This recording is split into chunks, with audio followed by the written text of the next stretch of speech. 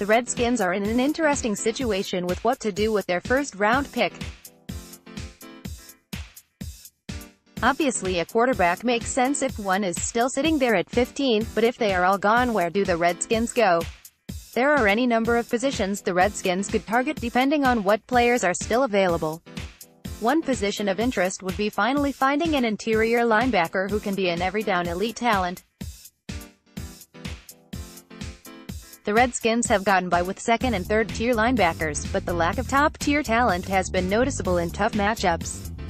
Players like Zach Brown and Mason Foster are adequate at best, and Brown isn't even a full-time player. Reuben Foster has the upside, but he's dealt with injuries, inconsistent play and off-the-field issues.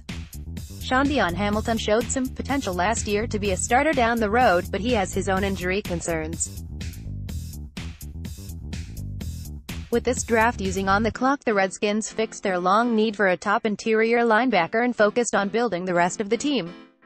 As always, you can follow along here, https://fanspeak.com/ontheclock/draft.php?D equals Zemerq15, LB Devin White, LSU White as the top LB in this class and has the upside to be elite at the next level.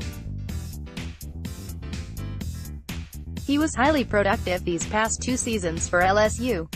White is an elite run defender with sideline-to-sideline range and is a punishing hitter. He is an excellent interior blitzer, who does a nice job exploiting holes and generating pressure. White is shorter, so some taller TEs could give him issues, but generally he's good in coverage as well. 46. WR Deebo Samuel, South Carolina. Samuel is a weapon, with excellent speed, quickness and route running ability.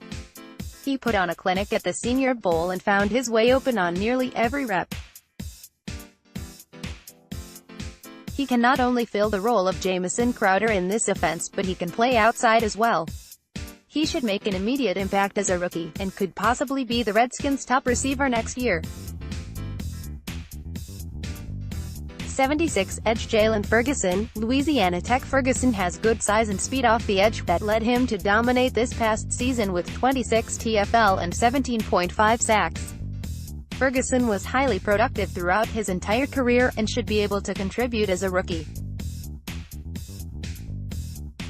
While he needs to refine his game, he should be a future starting edge rusher, with the chance to be pretty good.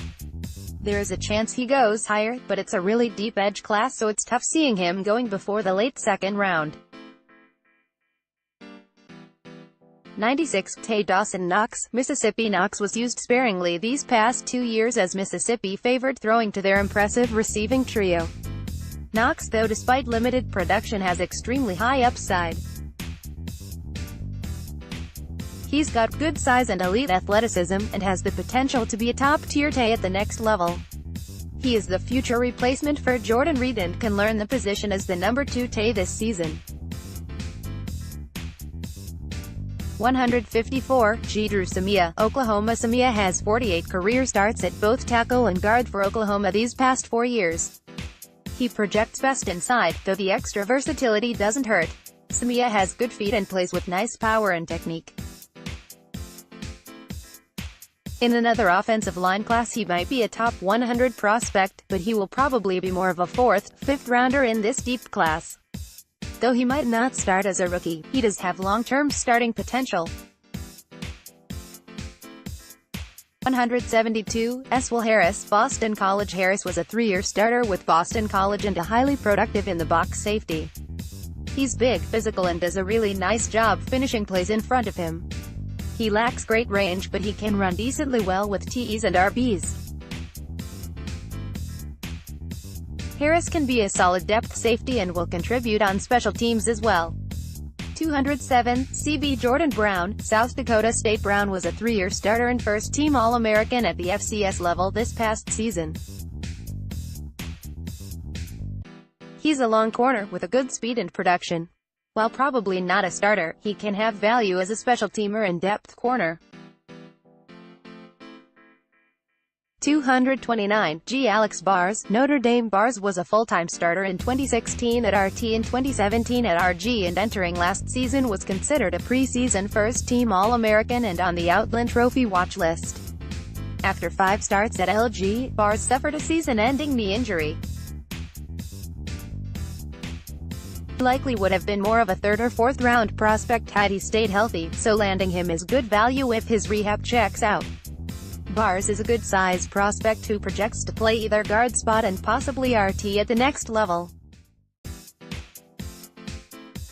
While he may need to start the year on the PUP list, or miss it entirely, he offers quality upside going forward. Overview: I think overall this is a strong class, with the Redskins getting excellent value for the first 4 rounds. I see all 4 players being starters or significant contributors as rookies, and long-term starters going forward. White has the potential to be an all-pro talent, with Samuel, Ferguson and Knox as likely highly productive starters.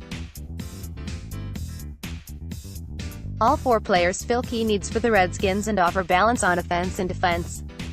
Beyond the top 4, I see solid depth and some potential starting ability as well. I believe both offensive linemen have some potential to develop as starters. Samia and Bars could both be long-term starting options for the Redskins' hole at LG, though it might be a push for them to contribute in that capacity as rookies. Brown and Harris are less likely to be starters down the road, but they are capable backups and have value for the late rounds. What do you think? Would you target Devin White in the 1st round? How about the other needs and picks?